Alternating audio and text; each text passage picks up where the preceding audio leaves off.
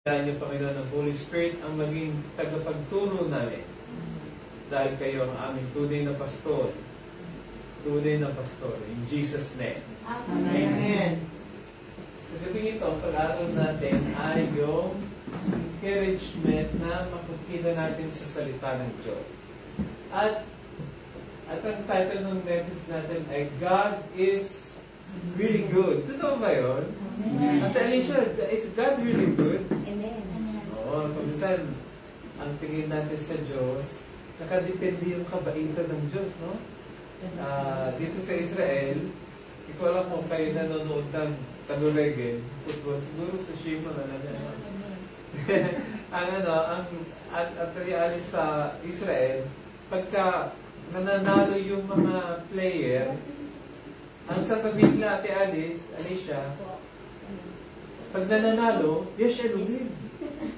Pag natatalo, Elohim. Parang nakadepende yung existence ng Diyos sa sitwasyon nila. Diba? Ako minsan tayo din ganun din, Brother Sade, no? Pagkaswerte, thank you Lord, no? Pagmalas. Natutulog ba ang Diyos? Ginagaya natin si Gary B, diba? Na nasaan na ang Diyos, diba? Minsan pag masaya tayo, oh, bait-bait talaga na yun. Pero pagka yung naiyak ka, nasa isip mo, saan na kaya ang Lord? Bakit ako pinapabayaan ng Lord? Diba? Na akala natin, nakakalimutan natin, na ang Diyos, hindi nagpapabaya. Ito ba eh, Sir Jose? Hindi ibig sabihin na may pinagdadaanan tayo, o then tayo nararamdaman, o may sakit, at patulad naming mga advancing years, no? Masama mong sabihin, pagka ikaw ay dumating na sa 50, ay nalabas na yung mga mga signs na ikaw ay hindi na bata. Ngayon na yung mga dati na natakbo, hindi ka na makatakbo, no? O nung katakbo ka, hinihingal ka na. Diba? Dati, pag naglalakad ka, kahit malayo ang lakad mo, walang maanghang. No? Ngayon, pag nakakalakad ka, parang masakit na yung mga rayuma. Hindi ibig sabihin nun na masama ang Diyos, no? Ibig sabihin nun, signs of aging. At hindi ibig sabihin nun na pinapabayaan ka na ng Lord. Ganun talaga. Pag natanda na, nung dumating ko, naligaw ko sa asawa ko, may buhok pa ko. Hindi na nakapag na dahil business. Pero nung wala na. Magkaroon ako ng Emmanuel, ng Joseph, wala na. Dito pala si Emmanuel, kung hindi nyo kanamit si Emmanuel, yung ating drummer. Nung ako hindi na dapat naliligaw, malapit na rin malaglag, no? Kaya wala na, no? Dito na lang ang ganun talaga, yung ang tawag na Jerusalem ay signs of aging. Pero hindi ibig sabihin na pag may nararamdaman ka ay napaya ka na ng Diyos, hindi ka na mahal ng Diyos. Hindi ganun yun, hindi yun ang... Kasi minsan sa bukod dyan, I'm sure na ituro na ni Pastor Rafi ito. Sa bukod dyan, may mga disciples na nagtanong sa mga kay Jesus, sinong nagkasala? Bakit bulag? Ituro mo na yung Pastor, bakit ito yung bulag? Sino ba nagkasala? Yung magulang o siya? Kaya parang, ang tanong nila na kasi pagka may sakit ka, ang isip nila, curse. Oo, meron kang kasalanan. Na gano'n ang nangyari din direct kay Job, di ba? Ang sabi ng mga kaibigan ni Job, may kasalanan ka, kaya ka nagkaroon ng mga sakit-sakit. Kung wala kang kasalanan, wala ka dapat, bulutong. Di ba? Di ba? Hindi naman totoo yun. Si Job may sumusunod sa Panginoon, si Job may takot sa Panginoon. Pero, pagka binasin natin yung chapter 1, si Satan gusto siyang gusto ni Satan na sisihin niya ang Lord, no? May mangyari sa kanya, at sabihin niya na, ay, iniwanan na ako ng Lord. Dati nandiyan siya, ngayon wala na, hindi na ako love ng Lord. Hindi totoo. Meron akong na pelikula na napanood namin ni Emmanuel na gusto ko. Yung pelikula na Tagalan ko yung poster natin. May poster pa kami sa bahay. Ha? Thunderbolts. Ano na yun eh, Thunderbolts. Mga batang, mga superheroes. At meron doon isa na may scene doon na pinakagusto ko. Na yung bida, kailangan niyang i-encourage ang sarili niya at yung mga kasama niya. Ang words na sinabi niya ay, you are never alone. You are never alone. Ganun ang ano. Bakit hindi tayo nag-iisa, Sister Michelle? Ginunggot natin si Jesus Christ, pumasok ang Holy Spirit sa atin. At ito ang pinakagusto ko, Sister Michelle, kay Jesus Christ. Pag siya'y tinanggap mo, hindi siya aalis. Alam mo ba, Sister Michelle, noong una pa sa panahon ni David, ang prayer ni David, take not your Holy Spirit from me. Ang sabi niya, huwag niyong aalisin yung Holy Spirit sa akin. Kasi sa lumang tipan, pag binigyan ka ng Holy Spirit, pag kayo nagkasala, umaalis. Katulad na sa panahon ni Samson, nung siya ay puspos ng Holy Spirit, nandun ang Holy Spirit sa kanya. Nung siya ay nagkasala, umaalis yung Holy Spirit, kaya nanghina siya, di ba? Ang Holy Spirit doon, nung lumang tipan, dadating, aalis. Nung panahon ni Jesus Christ, hindi na naalis. Binunod na si Jesus Christ. Kaya talagang kung napapakinggan si Pastor, sabi niya, alam mo, Pastor, natutunan ko ng palayain yung mga tao. Kaya sabihin, pag yung mga tao yan ay tumanggap ng totoo kay Jesus Christ, kahit umalis, ibabalik ng Lord, no? At sabi niya, gusto ko, pag bumalik, maayos na. Ayaw niya na nag-rebuild, no? Ayaw niya may sunga, yung pinino na ng Lord, di ba? Naiintindihan ko yun na sabi ko, praise the Lord, si Pastor Ate, hindi niya binibitawan sa prayer yung mga tao, no? Na niniwala siya na babalik yan ng Lord. At pag binalik ng Lord, mas kagami, maganda na yung testimony niya, yung, siguro, praise the Lord, naniniwala ko doon. Meron akong paboritong awit, sis Ate Nanet. Ang awit, kanta din ni Gary Vico. Kay tagal mo na nakakawala, babalik ka din. Babalik ka din. Kay tagal mo na nakakawala. Kasi po, mas nakukumpara ko yung noon at ngayon, mas pinagpala pa ako. Hallelujah! Kaya yun ang tunay na na yun ang Holy Spirit, yung work ng Holy Spirit sa heart natin, di ba? Hindi naman tayo kaagad pagdating mo sa church, ay malalago ka na kaagad. May process na pagdadaanan. At ang Diyos, doon sa process na yun, ay kasama mo, ano? Amen. O, ngayon, pag di ba, kung ikaw ay nalabi, hindi ka iniiwan ng Lord, pero nasasaktan ng Holy Spirit. Kaya sabi ni San Pablo, huwag niyong pipiglitain, huwag niyong sasaktan ng Holy Spirit. Dahil pag nasaktan siya, ay malungkot siya. Di ba? Nakaranas na kayo na pag kayo nagkasala na ay ang feeling mo ay parang hindi ka din masaya, no? So din parang, feel mo, alam mo na alam mo kung sino nakakaramdam nun? Yung Holy Spirit sa loob mo. Kaya yung Holy Spirit sa loob mo, pinaparamdam niya din sa iyo, no? Na itong nararamdaman ko, yung conviction na yun, ay gusto niya na, maranasan mo din.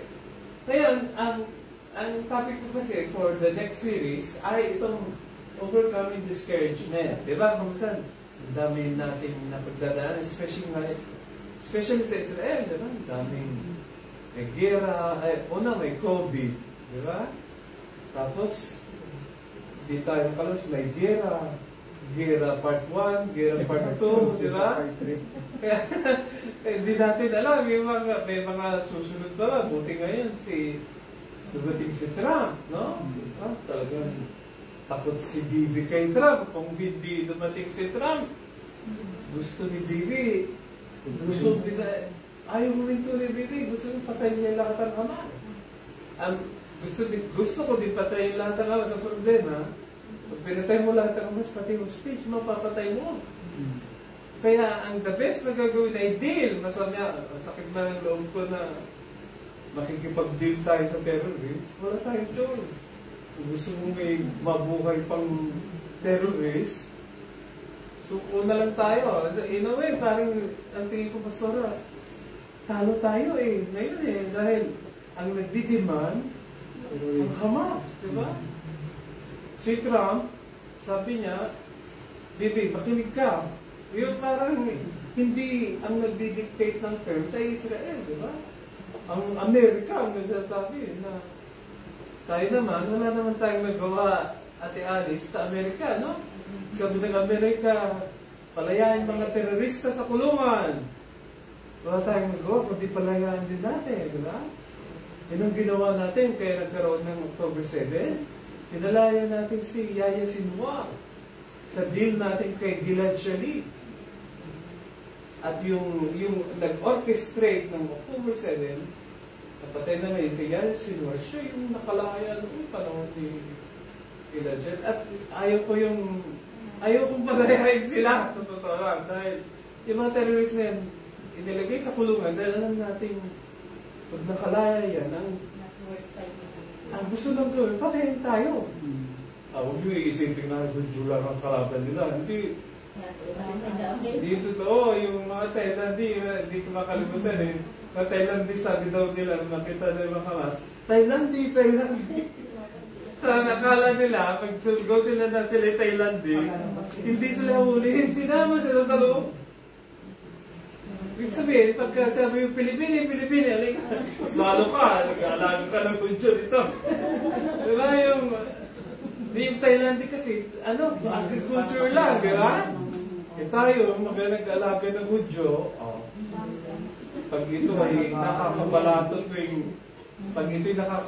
ng pera pagka-sukol, ito ang faithfulness nito sa Hudyo, hindi sa amin. Kaya, yun ang mga Pilipino din na napakama. I think meron akong napakinggan, sabi ni Ate Nanette na nasaktan, na natamaan ng war sa Iran, sabi ni Ate Nanette, parang nabigyan na rin ng Israel ng Pidat Suud, hindi naman tamaan ka pa, parang mabigyan, pag naman, basahin natin itong mga verses na galing sa Awit. Awit 39, 19 to 21. Tatlong verses lang na ito. Kaya basahin natin 1, 2, 3, go. O kay dakila ng iyong kabutihan, sa mga lakot sa inyo, pagpapalay inyong inilaan. Nakikita ng kalunan ng mga gawa ng kabutihan, sa mga taong kayo ang alungaruman. Diba? Okay, dakila ng inyong kabutihan. Kabutihan nino, anong sanay? Sinong kabutihan? Kabutihan nino? Kabutihan ng Lord, di ba? Makikita ng lahat ang inyong kabutihan sa mga may takot sa iyo. Oo, minsan ang nakakita ng kabutihan ng Diyos ay yung may takot sa Diyos. Ibig sabihin yung meron ka talagang nakatingin ka sa Diyos. Minsan ang mga tao, ang tinitignan nila yung wallet nila, di ba? O tayo mga Pilipino, ang tinitignan natin yung amo natin, no? Dahil pagka jeans, pagsahod, no? Pagka jeans, sahodan na ay wala pang nagpaparandam, no? Efo, alam na, nakatingin tayo kung yung source, di ba? Yung ginagamit ng Lord, di ba? Pag ikaw late, okay lang. Pero pag sila ang late, galit ka, no? Parang, F-po? Aksyam Eser. Diba? Aksyam Eser. Diba? Diba? Sabi niya, sa mga taong may takot sa inyo, pagpapalay inyong inilaan. May blessing ang Lord sa mga may takot sa Kanya. Amen. Pagka sinabi natin may takot sa Kanya, hindi yung takot tayo sa Diyos. Yung, natakot ba kayo sa Diyos? Amen. Pag ikaw ay takot sa Diyos, ito sabihin ko lang sa'yo, pag ikaw ay takot sa Diyos, ayaw mo yung lumapit sa Kanya. Di ba? So, siya, natatakot ka ba sa multo? Ang tanong, may multo ba? Alam mo, may multo sa Pilipinas. Sa Israel wala. Anong pagkakaiba, no? Palagay mo sa Rochelle, bakit sa Pilipinas may multo, sa Israel wala? Ano lang yung guni-guni. Tinatakot natin ang sarili natin. Kami dalawang mag-asawa, mahilig kami manood ng horror. Noon kami, daming nanonood kami ng horror. Pagka iinom ng tubig, ayaw namin tumayo. Kasi naisa-isip mo yung pinapanood mo, kala mo, nandyan sa utak mo. Ibig sabihin, nagkaroon ka ng fear dahil hinayaan mong pumasok yung fear. Diba? Katulad ng mga bata, diba? Mga bata, hindi naman natin tinutulong. Hindi, may mga magulong kasi ng mga bata tayo. Tinatakot. Diba? Yung mga bata tayo, tinuturuan tayo na. Pinibigla ka pa, yung mga lasinggo sa amin. Nakikinig kami ng mga kwento. Ha! Alam mo yung ginugulat ka ba? Yung tinuturuan tayong natakot. Ngayon, sabi niya, ang pagpapala, ang ibig niya sabihin ng pagkatakot sa Panginoon, pagtakot ka sa Panginoon, bago mo yung gusto niya, yung ayaw niya, ayawin mo din. Diba? O, mahal niya yung mga taong naaapi, kaya mahal mo yung mga naaapi. Tapos, hate niya yung kasalanan, hate mo din ang kasalanan. Yun ang ibig sabihin ng pagkatakot sa Panginoon. Hindi yung takot sa Panginoon, pagtakot ka kasi sa Panginoon, pagtakot ka sa isang bagay, nadali na, takot ka sa ahas. Hindi ka lalapit sa ahas, di ba? Hindi ka ahas siya, di ba? Pag may nakita kang ahas yun, hindi mo sasabihin, di ba? Ang reaction ko, pag may ahas, Manang Dre, kung gahanap ako ng stick, papatayin natin to. Doon sa... Alam mo sa Sister Dre sa Mindoro, sa place na kung saan ang asawa ko, kumakain sila doon ng sawa. Talagang kumakain sila ng sawa. May sawa silang nakain minsan. Buti na lang, hindi nila binidyo sa Facebook nung pinatay nila dahil delikado na ngayon yung pwede kang nasuhan ng mga sa animal rights, di ba? Ngayon, ginawa nila, Manang Dre, ang gusto pala nung asawa, yung buhay ng manok. Kaya nagtanim siya, nakita nila na dalawa mag-asawa, napatay yung babae, hinahanap nila, Manang Dre, yung lalaki. Kaya naglagay silang bait. Marunong yung ahas na lalaki, hindi niya kinagat. Alam niya na kakainin ako ng mga tao dito. Hindi na huli yung lalaking ahas. Sabi niya, delikado ako dito, mga tao dito nakakain ng ahas. Alam mo, sabi ko, may patalino yung ahas.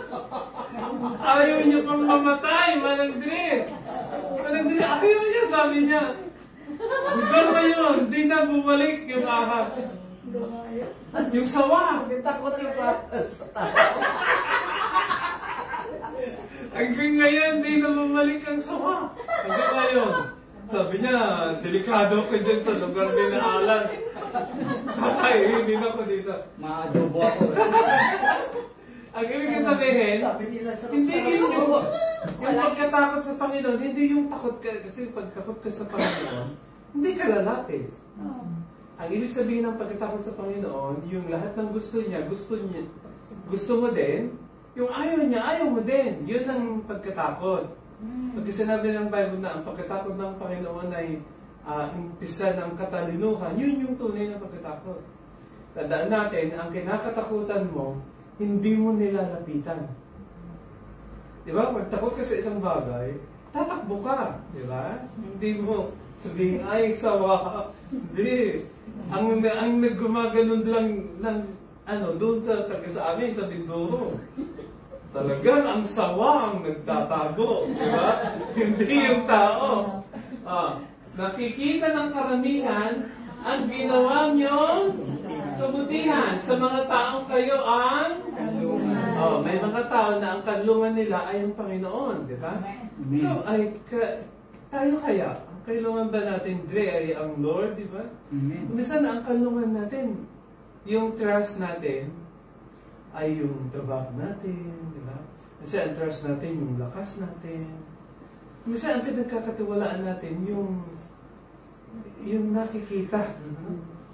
Na kung minsan, pagka in the end, ang tunay palang dapat nating pagkatiwalaan ay yung Panginoon. Kasi kunwari talaga nung sinasabi kay Pastor Melody, may sakit ako sa puso. Pag ako'y namatay, tapos na, no? Pag ang buhay mo ay nakaikot sa tao, namamatay ang tao.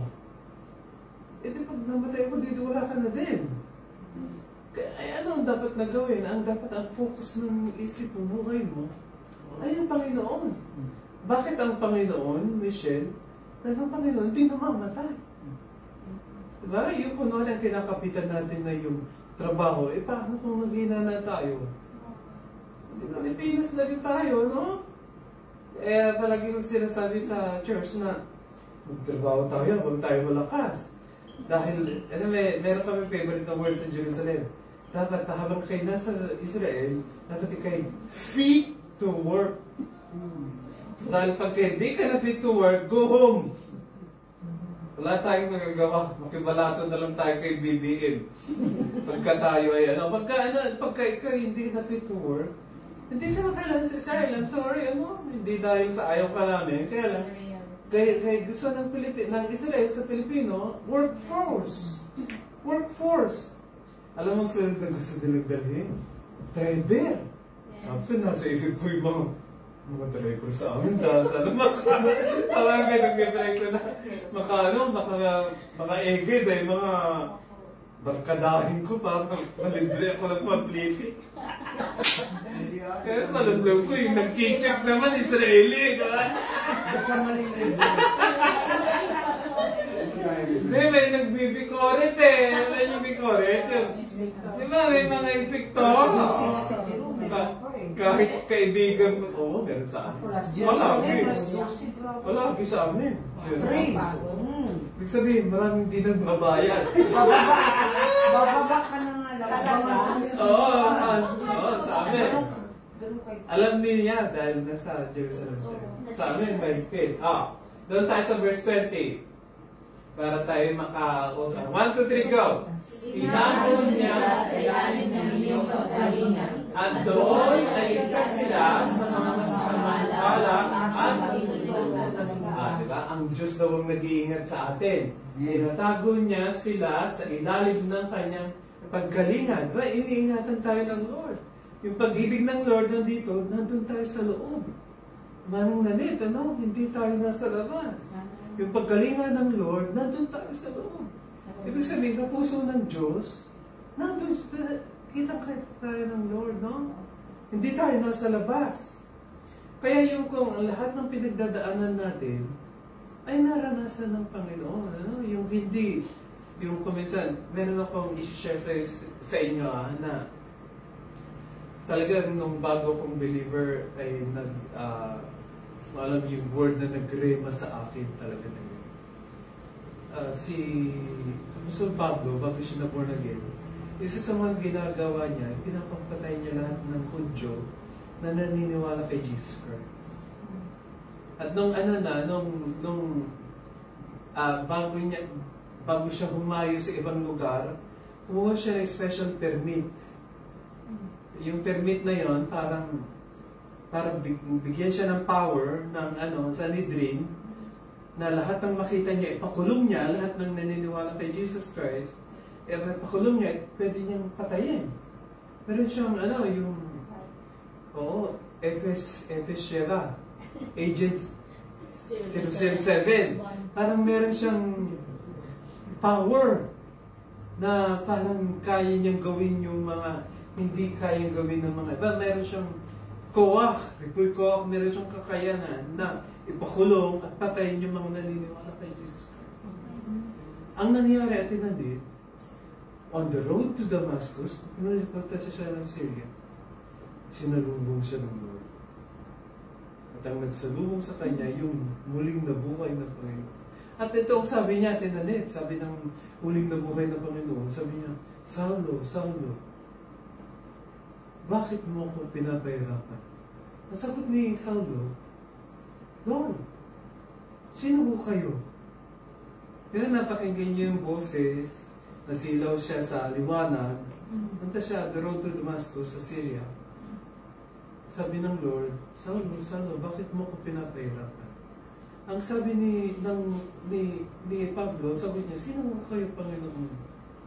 Nagsalita ni Jesus Christ, pabalik, sabi niya, Pablo, ako si Jesus. Ako yung pinapahirapan mo.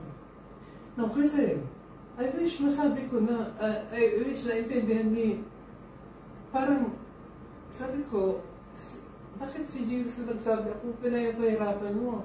Ang pinapapatay ni Paul, mga believers. Paliwanag ba, Kristen? Hindi si Jesus. Si Jesus nasa langit, pagkapo sa kaso ng Ama. Pero, ang pinapahirapan ni Apostol Pablo, mga mananampalataya. Pero ang reaction ni Jesus Christ, Pablo, bakit mo ko pinapahirapan? Ibig sabihin, yung ginagawa ni Pablo sa mga naniniwala kay Jesus Christ, ay ginagawa niya kay Jesus mismo. Ano ba yun? Si Sir Alicia, di ba? Na yung mga pinagdadaanan natin ay napagdaanan ng Lord. At nung nagkaroon ako ng grema ng ganoon, Manong Sally, yun yung time na dami kong pinagpipray ng mga members. Kung ikaw ay pastor, kung minsan yung mga pain, yung mga sakit, yung mga nararamdaman nila, kung anong trial. Kasi ikaw nagpipray, di ba? Nakita ko si Pastor Feka kahapon, nagpipray siya, umiyak siya dito. At naalala ko na naiyak ko sa Lord dahil daming problema ng mga members. Yung iba may pera, yung iba may sakit yung family. Hindi mo alam kung minsan hindi mo alam kung paano makatulong. Hindi prayer na lang. Wala kang hindi naman tayo mayaman. Nagtatrabaho din ako, di ba? Yung pare-parehas naman tayo ng kalagayan. Di minsan, may question ako, Manong Sani, sabi ko, Lord, ang hirap naman ng kalagayan ng tao. Nagtatrabaho na nga, yung mga mahal mo sa buhay, nasa Philippines, naghihirap pa rin. Yung bang, ang layo mo na nga, tapos mayroon pang nangyayari na hindi mo control, hindi mo alam mo, pwede ka makatulong siguro sa sahod, pero yung sahod naman, hindi naman nagpapagaling. Parang siguro, pabayad lang ng bills. Eh, sabi ko, Lord, nasaan po kayo? Nagtanong ko ng gano'n sa tanong sana. Sabi ko, Lord, nasaan mo kayo? At naalala ko yung kwento na yun na ang sabi ng Lord kay Pablo, bakit mo ko pinapahirap? Eh, sabi ko, Lord, nasaan kayo dito? Bakit hirap na hirap yung mga tao? Di ba, hindi naman yung totoo na pagka naniniwala kay Jesus Christ ay malalampasan, ay wala ka ng pagsubok. Totoo ba yun? Sabi Brad Sari. Kag naniniwala ka kay Jesus o hindi ka naniniwala kay Jesus, meron pa rin pagsubok. Parehas! Ang pagkakaiba lang, Manang Rochelle, pagka ikaw may Jesus, meron kang tatakbuhan. Sila, wala silang tatakbuhan. Mas maganda siguro yung may tatakbuhan. Pero, parehas na, kunwari, para tayong nasa bangka, na nasa dagat, pag bumagyo, lahat binabagyo. Alam mo yun, Manang Rochelle, na natagpuan ko, ang bahay mo namin, Rabbi Akiva. Ang tabi ng Rabbi Akiva ay Hillel. Natagpuan ko, pagka umulan sa Rabbi Akiva, ulan din sa Hillel. Ibig sabihin, hindi namimili yung ulan. Pag bumagsak yung ulan, hindi lang yung born again ang nababasa. Pati ang believer nababasa. Hindi lang din yung unbeliever ang nababasa, pati believer. Ibig sabihin, parang-parehas tayo. Pag nandito ka sa earth, pag may dumating dito na sa kuna, lahat tayo. Diba? Katulad sa Pilipinas. Pag may nag-crack doon, ngayon siguro hindi bahay namin. Susunod yung bahay din namin.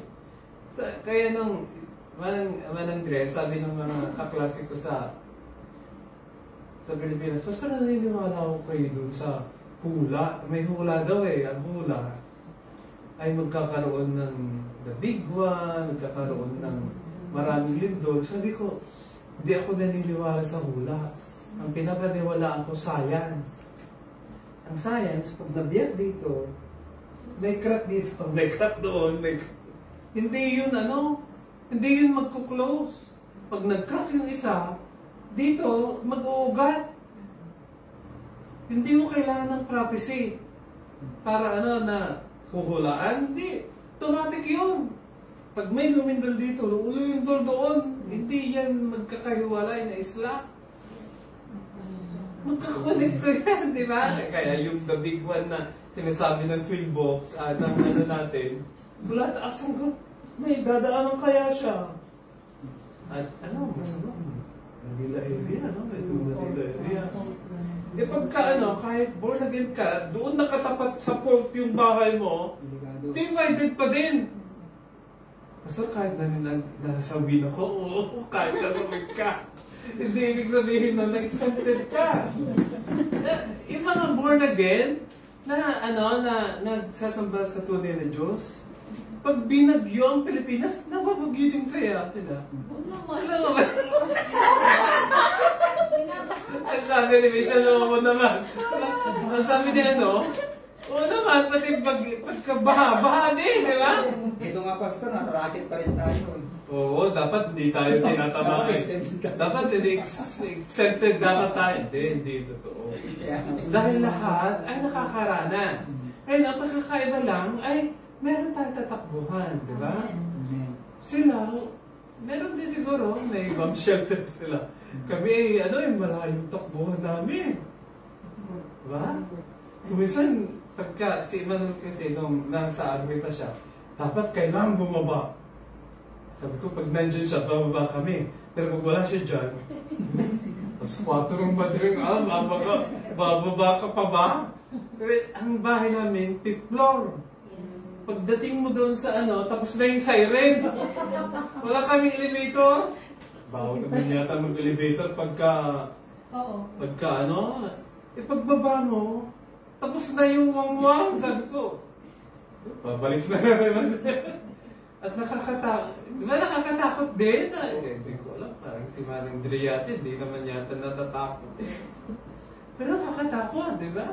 Oo, Pastor. Minsan, yung tapos na yung ang nasa isip mo, baka meron na naman. Kami dalawa mag-asawa, inaabangan na namin yung cellphone, yung... Ang tawag dyan ay, ang tawag natin dyan sa English ay PTSD, di ba? Parang post-traumatic syndrome na, di ba? Parang nasa isip mo yung meron ka, wala. At doon sa kalinga ng Diyos ay doon ay ligtas sila sa mga masasamang balak at pag-iinsulto ng iba. Di ba? May mga balak ng kaaway at pag-iinsulto ko minsan, ang Lord lang talaga ang kaya nating takbuhan. Sige, basahin natin yung ating last bago tayo mag-close. Purihin! 1, 2, 3, go! Purihin ang Panginoon dahil kasama ang pag-ibig niya pinakita sa akin. Noong ako'y naipit sa isang sinasalakay na bayan. Diba? Diba nasa sinasalakay na bayan tayo? Tama ba yan? Nandito ba tayo sinasalakay na bayan natin, Anet? Sinasalakay. At naipit tayo. Ibig sabihin, hindi tayo tiga dito. Naipit tayo. Ngayon, ibang kwento siguro si Ate Nanet tayo. Hudyo ang asawa nito kaya ibang talagang hindi siya naipit, pero tayo mga hindi Hudyo, diba, naipit tayo, diba? Ang gusto lang natin kumita, magtrabaho, sister, kaya lang naabutan tayo, pero wala din tayo chance, ayaw din natin umuwi, diba? Yung mga iba natakot, tayo hindi natakot. Laban, Pastor? Oo, laban. Bakit hindi natakot? Manang Alicia, alam niyo kung bakit? Mas takot tayong maghirap sa Pilipinas.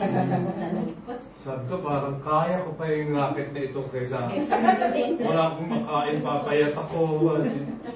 Diba yung, Kailangan ng mga anak. Oo, kailangan. Yung aking healthcare, may sakit ako sa puso, di ba? Pag ako umuwi, baka mamamatay ako sa bill doon. Dito libre lahat, no? Libre yung check-up ko. Ma-ambulance ako kahit anong gawin ko sa Klali. May subsidy ang government. Parang may mga kapatiran tayo, Ate Alicia, na inoperahan sa utak, sa puso. Walang may bayad, walang insurance. Libre. Kinancel ng Sara City. Saan ka, no?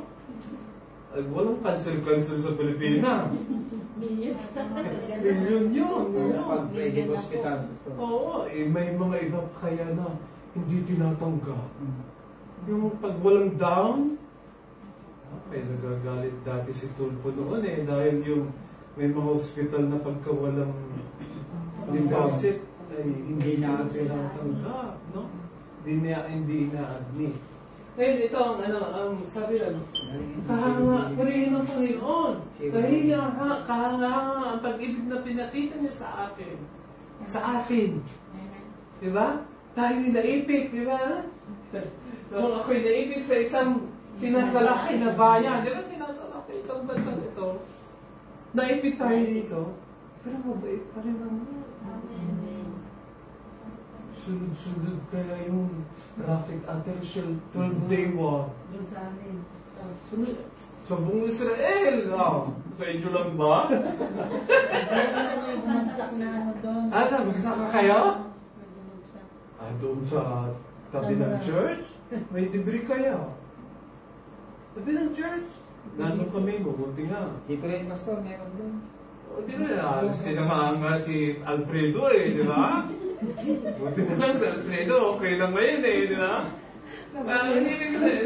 Ang ibig ko sabihin ganito, yung iningatan tayo ng Lord. Amen.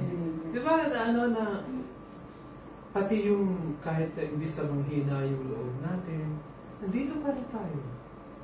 O sabi ng mga ang daming nag-aalala noon, Manang Dre na, Pastor, may mga fake news kasi, sabi ng fake news, ay yung mga Israeli daw nasa Jordan border na daw, at susuko na daw. Sabi ko, teka lang, kami yung lumusob sa Iran Di ba, ang Israeli lang lumusob sa Iran, tayo nag-umpisa ng gera.